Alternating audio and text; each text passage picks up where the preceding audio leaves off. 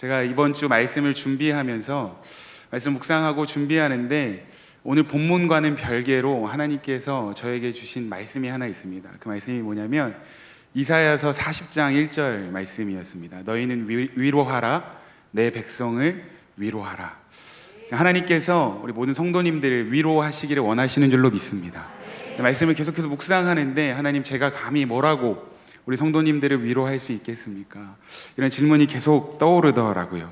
그런데 우리를 위로하시는 분은 여전히 우리와 함께 계셔서 우리를 사랑하시는 우리 하나님께서 하나님의 말씀으로 위로하여 주실 줄로 믿습니다. 우리 고린도후서 1장 3절부터 5절까지의 말씀 같이 한번 함께 그 위로하시는 하나님의 음성에 귀 기울여 읽기를 원합니다. 시작. 찬송하리로다. 그는 우리 주 예수 그리스도의 하나님이시오 자비의 아버지시오 모든 위로의 하나님이시며 우리의 모든 환난 중에서 우리를 위로하사 우리로 하여금 하나님께 받는 위로로서 모든 환난 중에 있는 자들을 능히 위로하게 하시는 이시로다. 그리스도의 고난이 우리에게 넘친 것 같이 우리가 받는 위로도 그리스도로 말미암아 넘치는도다. 아멘. 때로는 우리의 인생에 예기치 못한 이런 고난과 어려움이 찾아올 때가 있습니다. 생각지도 못한 이런 풍랑과 고난과 어려움이 찾아와서 견디기가 힘든 그런 어려운 고난들의 시간을 통과해야 할 때가 분명히 있다는 것입니다. 그런데 고난에는 분명한 유익이 한 가지 있습니다. 그것이 뭐냐면 그 고난을 통해서 넘치도록 위로하시는 그 하나님을 발견할 수 있다는 사실입니다. 사랑하는 성도 여러분, 오늘 이 시간 우리 가운데 함께하고 계셔서 우리를 위로하시는, 그냥 위로하시는 것이 아니라 넘치도록 위로하시는 그 하나님을 발견하시고 하나님 안에서 소망을 찾으시기를 주님의 이름으로 축복합니다. 분명한 것은 하나님께서는 언제나 우리를 사랑하신다는 것입니다. 아멘. 하나님께서는 여전히 우리를 사랑하신다는 것입니다. 우리의 인생에 이런 파도와 풍랑과 고난과 어려움이 찾아올지라도 우리를 향한 하나님의 사랑은 변함이 없으신 줄로 믿습니다. 그런 의미에서 죄송합니다. 한 번만 더 인사하도록 하겠습니다. 하나님께서 당신을 사랑하십니다. 아멘. 믿으십니까? 사실 어떠한 말씀보다 가장 위로가 되는 말씀은 그럼에도 불구하고 하나님 나를 사랑하신다. 아멘. 다른 어떠한 말들이 필요하겠습니까? 하나님 우리를 사랑하신다는 거예요. 그런데 계속해서 이 말씀으로 언급하는 것처럼 때로는 우리가 생각지 못한 이런 고난과 풍랑들이 우리의 인생에 찾아올 때가 있다는 것입니다. 그런데 이 시련이 찾아오는 이유, 풍랑이 찾아오는 몇 가지 이유가 있는데 첫 번째 이유는 무엇이냐면 하나님께서 섭리하심 가운데 하나님의 계획하심 안에서 우리의 인생에 그런 고난과 시련을 허락하실 때가 있다는 것입니다. 성경에서 보면 가장 대표적인 인물이 누구냐면 욥이라는 사람입니다. 욥은요, 인생에 정말 감당하기 쉽지 않은 어려움들이 한꺼번에 몰려왔습니다. 예기치 않은 때, 생각지 않은 때, 뜻밖의 시간에 엄청난 고난과 어려움들이 몰려왔습니다. 그리고 욥은 그런 시련들이 왜 자신에게 닥쳤는지 알지 못했습니다. 그러나 그 고난 가운데에는 하나님의 분명한 섭리가 있었다는 것입니다. 하나님께서 허락하실 때 우리에게 이런 고난과 이 풍랑과 같은 그런 어려운 시간들이 찾아올 때가 있다는 것입니다. 그런데 또 한 가지 이유가 있습니다. 또 한 가지 이유는 뭐냐면 우리 자신이 하나님 앞에서 잘못된 선택을 하거나 잘못된 결단을 할 때 우리의 인생에 그런 시련과 고난과 어려움이 찾아올 때가 있다는 것입니다. 가장 대표적인 사람이 누구입니까? 오늘 아침에 담임 목사님께서 말씀을 통해서 함께 나누었던 그 아버지를 떠났던 아들, 그 탕자, 아버지를 떠나기로 선택했던 그 아들이 그 잘못된 선택으로 인해서 얼마나 큰 어려움과 고난을 당했는지 우리는 이미 잘 알고 있습니다. 그리고 오늘 저희가 함께 읽었던 사도행전 27장 말씀에서도 이와 비슷한 이야기를 우리가 함께 발견할 수 있는데 우리가 이 말씀을 통해서 하나님께서 주시는 그 은혜와 지혜를 좀 발견하는 시간이 되시기를 주님의 이름으로 축복합니다. 우리가 오늘 사도행전 27장 말씀을 읽었는데 이 사도행전 27장의 대략적인 이야기는 이제 사도 바울이 로마로 죄수의 신분으로 호송되어지는 이야기를 기록하고 있습니다. 이 사도 바울이 3차 전도 여행을 마치고 이제 예루살렘에 도착을 했는데 유대인들의 고소로 인해서 이제 감옥에 갇히는 신세가 되게 됩니다. 그리고 그 이후로 가이사랴에서 2년 동안 구금되어 있습니다. 그런데 구금되어 있는 동안 이 사도 바울이 로마 시민권자라는 그 신분을 사용해서 내가 로마로 가서 재판을 받기를 원한다라고 요청을 하게 되었고, 이 로마 시민권자가 가지고 있는 그 권위가 대단하잖아요. 그래서 이 요청이 받아들여져서 이제 로마로 호송되어지는 이야기가 대략적인 이야기입니다. 그런데 바울을 포함한 이 많은 죄수들을 호송하는 그 임무, 책임을 담당한 사람이 누구였냐면 백부장 율리오라는 사람이었고, 이 죄수들을 호송하는 수단은 배였습니다. 그러니까 바닷길을 이용해서 이 가이사랴에서부터 로마까지 죄수를 호송하는 일들을 이 율리오라는 사람이 감당을 했다는 것입니다. 그런데 이 죄수들을 호송하는 이 배는 그냥 죄수들만 호송하는 배가 아니라 일반인들과 짐들을 함께 싣고 운항하는 일반 운송선이었습니다. 그러니까 27장의 37절 말씀에 보면 이 배에 무려 276명의 사람이 타고 있었다라고 성경은 기록하고 있습니다. 그런데 문제는 뭐냐면 이제 이 사도 바울을 포함한 많은 죄수들을 호송해야 하는 이 시기가 배를 타고 항해하기에는 쉽지 않은 계절이었다는 것입니다. 오늘 성경 말씀에서는 이렇게 기록하고 있습니다. 사도행전 27장 7절부터 8절까지 시작. 배가 더디가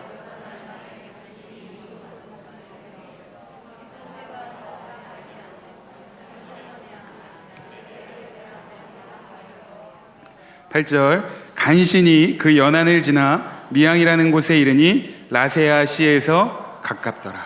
아멘.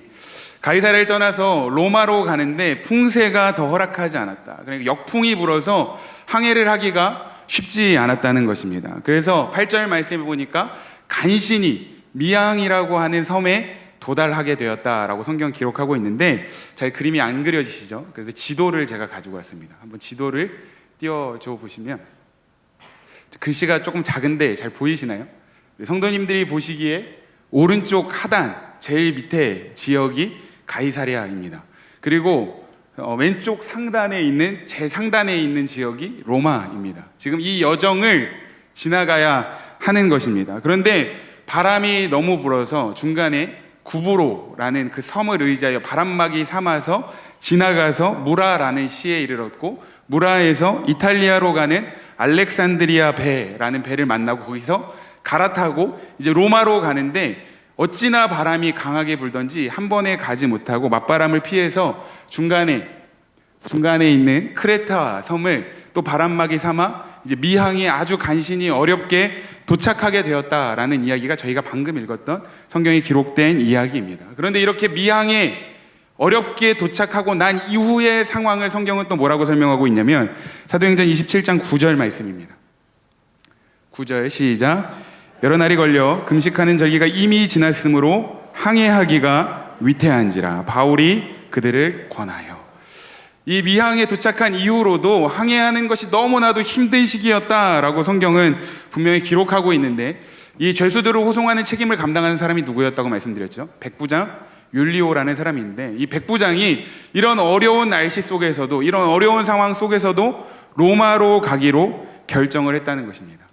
그런데 바울이 보기에는 지금 항해를 하는 것이 너무나도 위험한 일이었어요. 바울은 이미 세 차례의 전도 여행을 통해서 바다를 이미 많이 경험했던 사람이었습니다. 그리고 고린도에 보내는 편지에 보면 이미 3번이나 파선한 경험이 있는 사람이었습니다. 그러니까 바다로 지금 나가면 얼마나 위험한지를 누구보다 잘 알았던 사람이 바울이었고, 그래서 이제 백부장을 설득하여 지금 우리가 바다로 나가면 큰 어려움을 당하게 될 것입니다. 그런데 이것이 단순하게 자신의 경험에 의지해서뿐만이 아니라 하나님과 연결되어 있는 그 영적인 통찰력을 가지고 지금은 우리가 갈 때가 아닙니다 라고 이 백부장을 설득하려고 했다는 겁니다. 그런데 이 백부장이 죄수 신분이었던 이 바울의 이야기를 듣지 않고 로마로 가기로 결정을 했다는 겁니다. 그리고 로마로 가는 그 도중에 우리가 잘 아는 유라굴로라는 광풍, 아주 큰 풍랑을 만나게 되었다는 것입니다. 이 백부장 한 사람이 잘못 결정한 것을 통해서 이 배에 타고 있던 276명이라는 많은 사람이 풍랑을 만나고 큰 위기에 처하게 되었다는 것입니다. 그렇다면 이 백부장은 분명히 바울이 보기에 이렇게 위험천만한 항해였음에도 불구하고 왜 로마로 가기로 결정했을까요? 거기에는 여러 가지 이유가 있다는 것입니다. 첫 번째 이유는 백부장이 전문가들의 말을 더 신뢰했기 때문입니다. 사도행전 27장 10절부터 11절까지의 말씀 같이 한번 읽어보겠습니다. 시작. 말하되 여러분이여 내가 보니 이번 항해가 화물과 배만이 아니라 우리 생명에도 타격과 많은 손해를 끼치리라 하되, 이것이 바울의 의견입니다. 지금 나가면 우리가 큰 손해를 당하게 될 것이고 큰 위험을 만나게 될 것입니다 라고 이야기했는데 11절 말씀에 시작. 백부장이 선장과 선주의 말을 바울의 말보다 더 믿었더라. 선장과 선주, 배에 대해서는, 아니 바다에 대해서는 어떤 사람들입니까? 뼈가 굵은 전문가들이었다는 것입니다. 이 선장과 선주의 말을 듣고 바울의 말보다 그들의 말을 더 신뢰했다라고 이야기하는 겁니다. 전문가들이 이야기하니까. 아마 이 선장과 선주들이 어떤 이야기를 했을까요? 아주 자신만만하게 지금 이런 날씨에도 우리는 반드시 로마로 갈 수 있습니다. 우리가 당신들을 로마로 데려다 주겠습니다. 걱정하지 마십시오. 염려하지 마십시오. 전문가들이 자신들의 경험과 노하우를 의지해서 이 백부장에게 아주 신뢰가 가도록 이야기를 했을 것입니다. 그러니까 백부장이 바울의 말을 듣기보다는 이 전문가들의 이야기를 듣고 항해를 하기로 결정했다는 겁니다. 그런데 여기서 백부장이 간과한 것이 하나 있습니다. 그것이 무엇이냐면 이 사도 바울은 하나님의 사람이었다는 것입니다. 하나님의 사람의 말을 들은 것이 아니라 단지 세상의 어떤 노하우와 경험들을 가진 그 전문가들의 말을 더 신뢰했다는 것입니다. 분명히 우리가 인생을 살아가는 데 있어서 이런 전문가들의 조언이 필요한 것은 사실입니다. 자동차가 고장나면 어디를 가야 합니까? 자동차가 고장나면 카센터에 가서 자동차 정비사의 어떤 조언을 들어야 합니다. 정비사가 이 차는 이런 부분들을 고쳐야 합니다 라고 하면 고치는 것이 마땅한 일입니다. 전문가이기 때문입니다. 그런데 자동차 정비사가 이 차는 고쳐서 운행을 해야 합니다 라고 하는데 너무 믿음이 좋아서 우리는 오직 믿음 하면서 차를 타고 운행하면 어떻게 될까요? 믿음으로 운행하면 어떻게 될까요? 큰일 납니다. 때로는 우리의 인생에 이런 전문가들의 조언에 귀를 기울일 필요도 있다는 것입니다. 그러나 적어도 하나님의 사람들이라면, 적어도 그리스도인들이라면 인생의 중요한 결정들을 내릴 때에는 전문가들의 이야기에 귀를 기울이는 것이 아니라 더욱 하나님의 음성에 귀를 기울이고 하나님 앞에 기도하며 하나님의 말씀의 인도함을 받아야 함이 마땅하지 않겠습니까? 하나님의 말씀을 따르는 것이 마땅하지 않겠습니까? 그런데 사실은 우리의 인생을 돌아보면 때로는 우리가 하나님의 말씀의 인도함을 받기보다 하나님 앞에서 더 간절하게 기도하면서 하나님의 뜻을 따르기보다 이 백부장처럼 세상의 어떤 전문가들의 소리에 귀를 기울이고 세상의 방법과 세상의 가치와 세상의 기준으로 살아갈 때가 더 많다는 것입니다. 특별히 요즘에는 우리가 얼마나 이런 정보들을 얻기 쉬운 시대를 살아가고 있습니까? 우리 손안에 있는 작은 핸드폰만 열어보아도 우리가 요구하는, 우리가 필요로 하는 많은 정보들을 얻을 수 있습니다. SNS나 유튜브에 우리가 원하는 키워드를 한번 이렇게 쳐보십시오. 우리가 원하는 키워드를 딱 쳐보기만 하면 얼마나 많은 사람들이 스스로 전문가라고 하면서 우리가 원하는 정보들을 많이 제공하는지 모릅니다. 물론 그런 정보들 가운데에는 우리에게 필요한 유익한 정보들이 있을 수도 있지만 안타까운 것은 그 안에 페이크 뉴스, 가짜 정보들도 너무나도 많이 있다는 것입니다. 그런데 사랑하는 성도 여러분, 여러분들은 어떻습니까? 인생에 정말 중요한 결정을 해야 할 때 누구의 말에, 어떤 소리에 더 귀를 기울이십니까? 세상의 소리에 귀를 기울이십니까? 전문가들의 소리에 귀를 기울이십니까? 아니면 오늘도 우리의 삶 가운데 함께하고 계시고 우리를 사랑하시며 우리에게 실제적으로 말씀하시는 그 하나님의 음성에 귀를 기울이고 하나님의 말씀에 인도함을 받으며 살아가고 계십니까? 간절히 바라옵기는 세상의 소리가 아니라 하나님의 소리를 듣고 하나님의 음성에 믿음으로 순종하게 되시는 우리 성도님들 되시기를 주님의 이름으로 축복합니다. 솔직히 말씀드리면 요즘과 같은 시대에는요, 세상적인 기준으로 보면 목사님들보다 더 전문적인 지식을 가지신 분들 사실 실제로 너무나도 많다는 것을 부정할 수 없습니다. 이 교회 안에도 세상적으로 보면 얼마나 전문적인 지식들을 가지신 분들이 많이 있습니까? 그럼에도 불구하고 성도님들께서 담임 목사님과 또 목사님들께 나와서 조언을 구하고 상담을 하는 이유가 무엇입니까? 하나님께서 세우신 분들이시기 때문입니다. 그 담임 목사님과 하나님께 세우신 그 사람들을 통해서 주시는 영적인 통찰과 지혜와 메시지가 있기 때문입니다.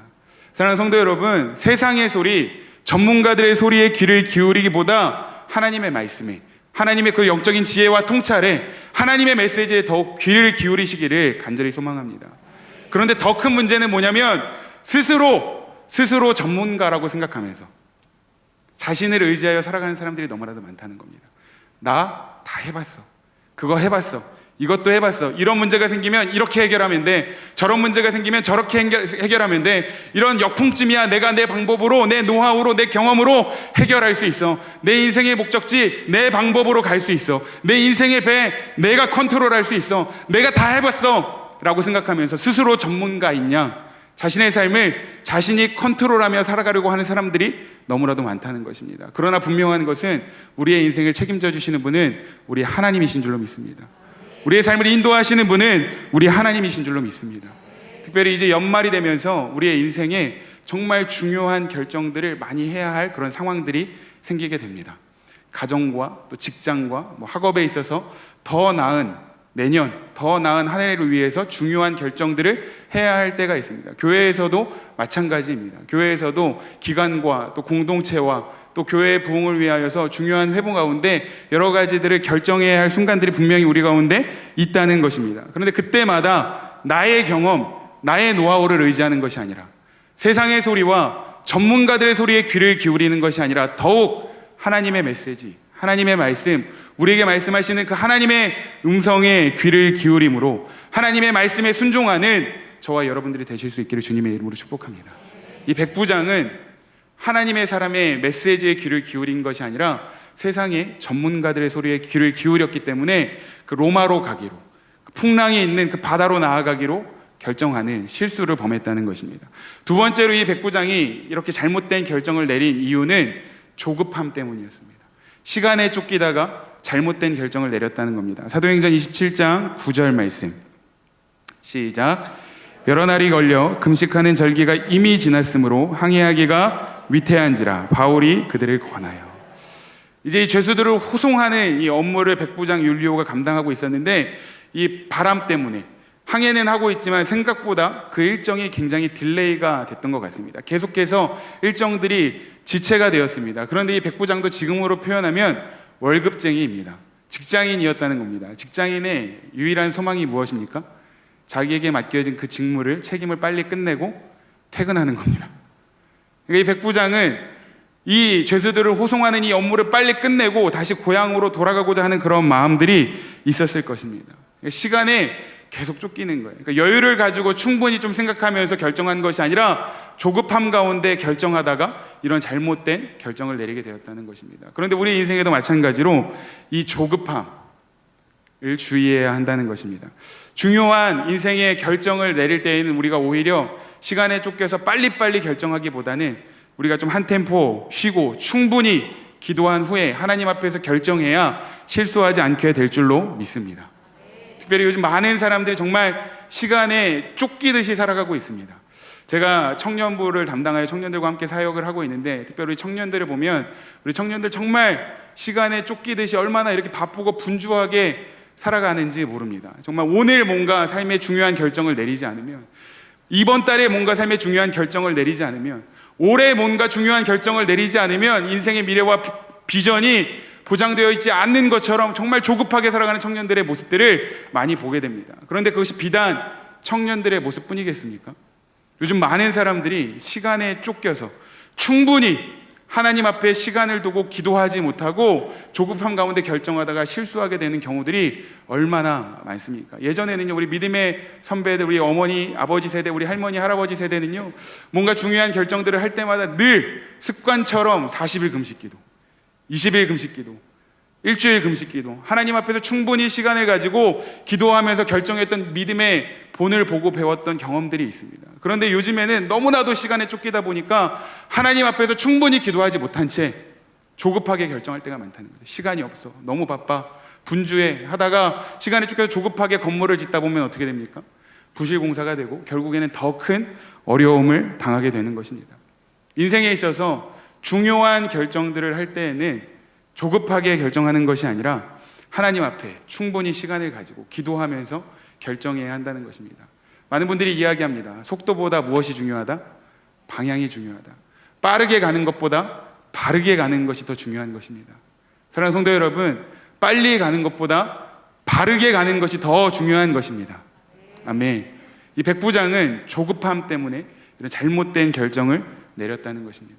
그리고 백부장이 잘못된 결정을 내린 세 번째 이유는 무엇이냐면 편한 것을 추구하다가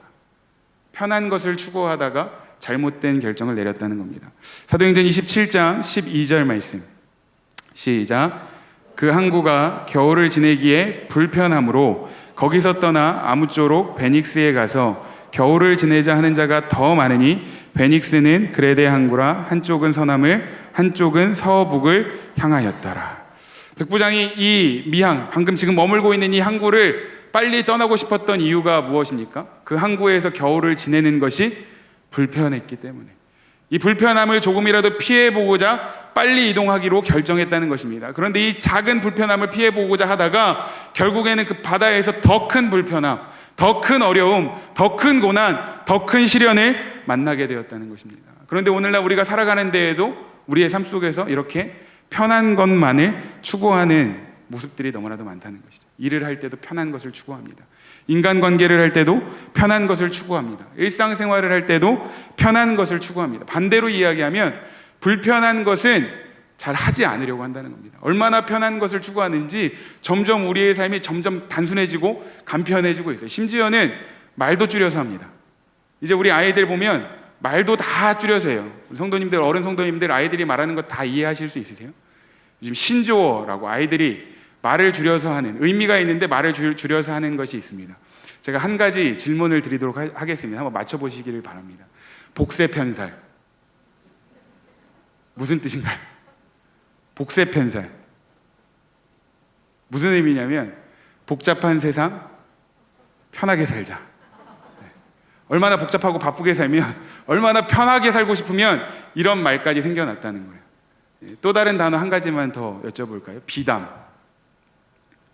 비담이 뭘까요? 비담은 되게 집중하시네요. 비담은 비주얼 담당의 줄임말입니다. 우리 교회 비주얼 담당은 누구입니까? 네, 저는 아닙니다. 네, 저는 키담입니다. 키담. 저희 교회 키담당. 네. 사람들이 얼마나 편한 걸 추구하는지 말도 다 줄여서 한다는 거예요. 불편한 걸 원하지 않는다는 거예요. 신앙생활도 그런데 마찬가지입니다. 신앙생활하면서 불편한 것은 하기 싫다는 거예요. 편하게 신앙생활을 하고 싶다는 겁니다. 헌신하는 것 불편합니다. 쉽지 않습니다. 시간을 들여서 주님의 나라와 교회를 위해서 나의 열정과 에너지를 들여서 봉사하는 것 쉽지 않습니다. 불편합니다. 구역장으로 섬기는 것, 구역 강사로 섬기는 것, 기관에서 교사로 섬기는 것, 어느 것 하나 쉬운 일이 없습니다. 불편합니다. 그러니까 교회를 다니고 신앙생활을 하면서도 그 불편한 자리는 나만 아니었으면 좋겠다는 겁니다. 나는 조금 편하게 하고 싶다는 겁니다. 그런데 우리가 편한 것만 추구하다가는 결코 성장할 수 없다는 겁니다. 우리가 인스턴트 식품 먹는 것, 그것이 편하다고 해서 매일매일 라면 끓여 먹으면 어떻게 되겠습니까? 그리고 운동하는 것은 힘들고 불편하다고 해서 매일 누워만 있으면 어떻게 되겠습니까? 잠깐은 입이 즐거울 수 있습니다. 잠깐은 몸이 편할 수 있습니다. 그러나 결국에 매일매일 라면을 먹고 누워만 있으면 건강이 더 나빠지리라는 것은 불을 보듯 뻔한 사실입니다. 그리고 결국에는 더 큰 시련과 어려움을 당하게 될 것입니다. 그런데 신앙생활에 있어서도 마찬가지로 우리가 불편한 그런 어떤 헌신의 자리와 쉽지 않은 주님을 위한 어떤 봉사의 자리에 있기를 우리가 좀 피하고 편한 자리에 머물러 있기만 원한다면 우리의 영혼은 성장하는 것이 아니라 오히려 퇴보하고 오히려 더 큰 시험과 어려움을 당하게 될 것이라는 것입니다. 잠깐의 불편함, 잠깐의 그 어려움을 피하려고 하다가 더 큰 어려움, 더 큰 고난, 더 큰 시련을 당하게 되었다는 것입니다. 사랑하는 성도 여러분, 하나님께서 부르신 그 자리, 쉽지 않지만 하나님께서 부르신 그 자리라면 그 자리에 머물러서 하나님께서 맡기신 그 사명을 감당하게 되시는 우리 모든 성도님들이 되시기를 주님의 이름으로 축복합니다. 보여주셨다면, 나에게 보여주셨다면 나에게 맡겨주신 것입니다. 나에게 말씀하셨다면 나에게 맡겨주신 것입니다. 하나님께서 부르신 그 자리에서 귀한 사명 감당하시게 되시는 우리 성도님들 되시기를 주님의 이름으로 축복합니다. 백부장은요, 전문가들의 말에 귀를 기울이다가 잘못된 결정을 내렸습니다. 조급함 때문에 시간에 쫓기다가 잘못된 결정을 내렸습니다. 그리고 어떤 편한 것만을 추구하다가 잘못된 결정을 내렸다는 겁니다. 마지막으로 이 백부장이 네 번째로 잘못된 결정을 내리게 된 이유는 다수의 의견, 많은 사람들의 의견을 듣고 따르다가 잘못된 결정을 내렸다는 것입니다. 사도행전 27장 12절 말씀 다시 한번 읽겠습니다. 시작. 그 항구가 겨울을 지내기에 불편하므로 거기서 떠나 아무쪼록 베닉스에 가서 겨울을 지내자 하는 자가 더 많으니 베닉스는 그레데 항구라 한쪽은 서남을 한쪽은 서북을 향하였더라. 이 지금 미항에 머무는 것이 불편하니 베닉스라는 항구로 이동합시다. 우리 빨리 장소를 옮기십시다 라고 이야기했던 사람들이 다수였다는 겁니다. 많았다는 겁니다. 다수의 의견을 따르는 것을 우리가 세 글자로 다수결이라고 하고, 이것을 민주주의의 가장 중요한 원칙이라고 합니다. 민주주의는 오늘날 이 시대의 가장 최선의 정치 방식이 맞습니다. 다수의 원리를, 다수의 어떤 의견을 따르는 것 분명히 중요합니다. 그런데 신앙생활은, 영적인 공동체인 이 교회는 다수결의 원리에 따라 움직여지는 공동체가 아니라 하나님께서 결정하시는 그 원리에 따라 움직여지는 공동체인 줄로 믿습니다. 많은 사람들이 이야기한다고 해서 그 이야기에 귀 기울여 가는 것이 아니라 하나님께서 오늘 우리에게 뭐라 말씀하시는가, 하나님께서 오늘 나에게 뭐라 말씀하시는가, 하나님께서 우리 공동체에 오늘 뭐라고 말씀하시는가를 듣고 순종하는 것입니다. 그런데 이 백부장은요, 많은 다수의 사람들의 의견에 귀를 기울이고 결정했다는 겁니다. 그런데 우리가 성경 말씀에 보면 이 다수의 의견들을 따르다가 낭패를 보는 경우를 얼마나 많이 봤습니까? 광야에서 하나님께서 분명히 이스라엘 백성들을 출애굽시켜 주셨음에도 불구하고 다시 애굽으로 돌아갑시다 라고 외쳤던 사람들 다수였습니다. 하나님께서 약속하신 그 약속의 땅을 앞두고 우리는 메뚜기와 같아 저 땅을 차지할 수 없습니다 라고 징징대면서 우리가 광야에서 죽는 것이 차라리 낫겠습니다 라고 말했던 사람들도 다수였습니다. 하나님의 뜻대로 약속의 땅을 차지합시다 라고 말한 사람은 극히 소수였다는 것입니다. 예수님께서 십자가를 지실 때 예수를 십자가에 못 박으라 외쳤던 사람들도 다수였습니다. 다수의 의견이 언제나 옳은 것이 아니라는 것입니다. 사랑하는 성도 여러분, 우리가 신앙생활을 하면서 다수의 의견이 옳은 것이 아닌 것을 알면서도 분위기에 휩쓸려 잘못된 결정을 할 때가 얼마나 더 많습니까? 그런데 하나님의 사람으로서 많은 사람들이 하나님의 뜻과 다른 이야기를 할지라도 하나님의 말씀이 나에게 예스라고 말씀하시면 예 하고 순종할 수 있는 그런 믿음의 용기가 저와 여러분들에게 있기를 간절히 소망합니다. 모든 사람들이 안 된다고 할지라도 하나님께서 된다고 말씀하실 때 아멘 할 수 있습니다 하고 순종할 수 있는 그런 외로운 소수가 저와 여러분들이 될 수 있기를 간절히 소망합니다. 다른 사람들이 다 이렇게 하자라고 이야기하실 때 하나님께서 안 돼, 하지마, 멈춰라고 말씀하시면 담대하게 그 자리에 멈춰설 수 있는 용기가 저와 여러분들에게 있기를 간절히 소망합니다. 마태복음 7장 13절부터 14절까지의 말씀, 예수님께서 이렇게 말씀하십니다. 시작. 좁은 문으로 들어가라. 멸망으로 인도하는 문은 크고 그 길이 넓어 그리로 들어가는 자가 많고 생명으로 인도하는 문은 좁고 길이 협착하여 찾는 자가 적으니라. 아멘. 주님께서 말씀하시는 이 좁은 길, 생명의 길, 십자가의 길이 우리의 삶의 길, 사명의 길이 되기를 소망합니다. 백부장은 이러한 이유로, 이런 몇 가지 이유로 잘못된 결정을 내려서 이제 로마로 가기로 결정을 했습니다. 그리고 이 배가 출항했습니다. 그런데 재미있는 것은 배가 출항하자 이런 결과가 찾아옵니다. 13절 말씀 시작. 남풍이 순하게 불매 그들이 뜻을 이룬 줄 알고 닷을 감아 그레데 해변을 끼고 항해하다니. 분명히 잘못된 결정이었는데 배를 출항하니까 어떻게 되었다고 성경 기록하고 있습니까? 남풍이 순하게 불었다. 그동안 역풍이 불던 바람이 멈추고 진행 방향으로, 원하는 방향으로 바람이 잘 불기 시작했다는 겁니다. 그러니까 이 백부장과 선장과 선주와 그 배에 타고 있던 많은 사람들이 어떤 생각을 했을까요? 다 우리의 결정이 맞는 결정이야. 우리가 잘 결정한 거야. 저 사도 바울이 지금 나가면 안 된다고 분명히 얘기했는데 사도 바울이 틀린 거고 우리의 결정이 맞는 거야 라고 아마 생각하지 않았을까요? 많은 사람들이 인생의 중요한 시점에서 이 은혜의 자리, 신앙의 자리를 떠나기로 결정하는 경우들을 자주 보게 됩니다. 특별히 청소년 시절에 열심히 예배를 드리고 신앙생활을 하던 이 학생들이 청년이 되어서 세상의 어떤 문화들을 맛보고 난 이후에 정말 단 하루 만에 마음을 돌이켜서 세상으로 떠나게 되는 그런 안타까운 경우들을 자주 보아왔습니다. 그런데 신앙의 자리를 떠나서 살다 보면 어떻습니까? 처음에는 괜찮습니다. 처음에는 달콤합니다. 처음에는 즐겁습니다. 하나님 없이 살아도, 예배를 드리지 않아도, 말씀을 묵상하지 않아도, 기도하지 않아도 내가 원하는 대로 내 마음대로 살아도 처음에는 즐겁고 재밌고 달콤하고 뭔가 내 뜻대로 잘 이루어지는 것처럼 보입니다. 그러나 그것은 영원하지 않다는 것입니다. 그 일시적인 즐거움, 일시적인 기쁨이 영원한 승리가 아니라는 것입니다. 결국에는 곧 인생의 풍랑을 만나게 된다는 것입니다. 그리고 이 세상의 어떠한 것도 나의 인생을 책임져 줄 수 없다라는 사실을 깨닫는 데 그리 오래 걸리지 않는다는 것입니다. 그리고 오늘 아침에도 그 아버지를 떠난 그 아들의 이야기를 같이 함께 말씀을 통해서 듣지 않았습니까? 처음에는 아버지를 떠나서 그 유산을 받아 가지고 그 돈을 펑펑 쓰면서 살 때는 이 아들도 즐겁고 행복하고 달콤했습니다.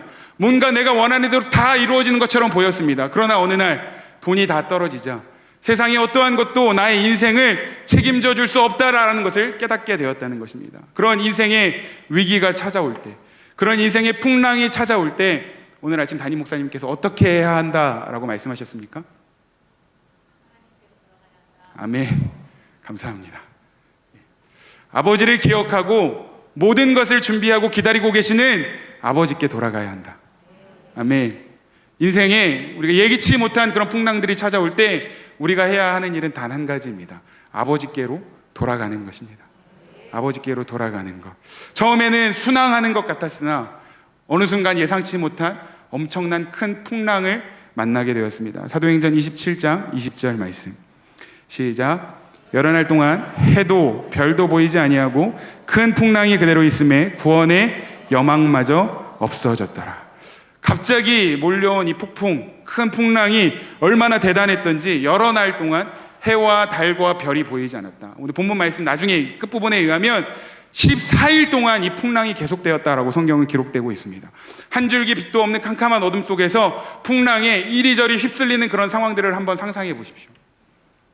그 배 안에, 그 풍랑이 몰아치는 깜깜한 어둠 속에 이리저리 휩쓸리는 그 배 안에 성도님들이 있다 생각해 보십시오. 얼마나 두렵고 떨렸겠습니까? 오늘 이 성경 말씀에서는 구원의 여망마저 잃어버렸다, 살 소망마저 완전히 잃어버렸다라고 성경은 기록하고 있습니다. 그리고 당시에 해와 달과 별이 보이지 않았다는 이야기는 방향을 완전히 잃어버렸다는 것입니다. 나아가야 할 방향을 잃어버렸다는 거예요. 그때는 전자기기를 의지해서 항해했던 게 아니라 해와 달과 별을 보고 방향을 정하고 그것을 의지하여 나아갔는데 완전히 깜깜한 어둠 속에서 나아가야 할 방향을 잃어버렸다는 것입니다. 우리의 인생에 어려움이 찾아오는 것보다 더 우리를 힘들게 하는 것이 무엇입니까?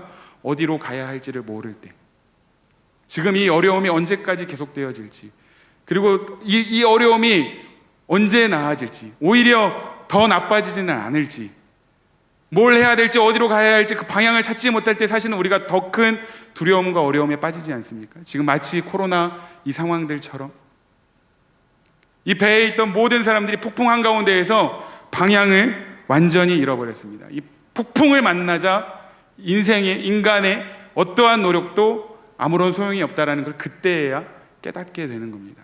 풍랑을 만났을 때 그들의 반응입니다. 18절, 19절. 18절부터 먼저 보겠습니다. 시작. 우리가 풍랑으로 심히 애쓰다가 이튿날 사공들이 짐을 바다에 풀어버리고 사흘째 되는 날에 배의 기구를 그들의 손으로 내버리니라. 극심한 풍랑, 그 깜깜한 어둠 중에 풍랑을 만난 이들이 보인 태도가 무엇입니까?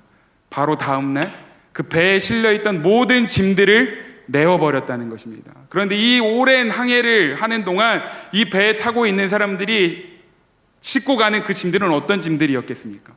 정말 인생에 애지중지하고 내가 꼭 가지고 가야 할 것들만 쌓아 짊어지고 가지 않았겠습니까? 그런데 풍랑을 만나니까 그 내 손에 쥐고 애지중지하던 것들이 아무 의미가 없다는 거예요.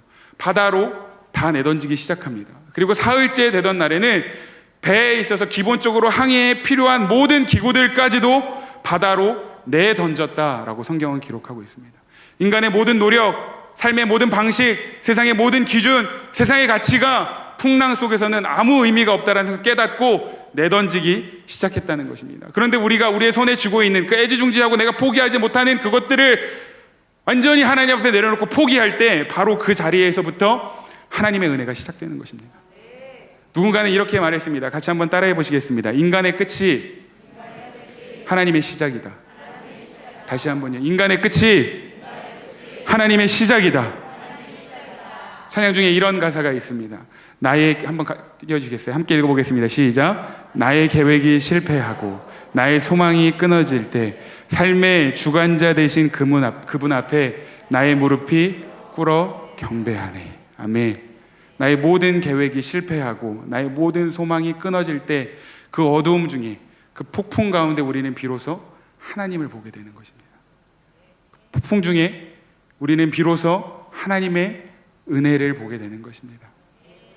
파도와 풍랑을 보는 것이 아니라 우리에게 은혜를 베푸시는 그 하나님을 보시기를 주님의 이름으로 축복합니다.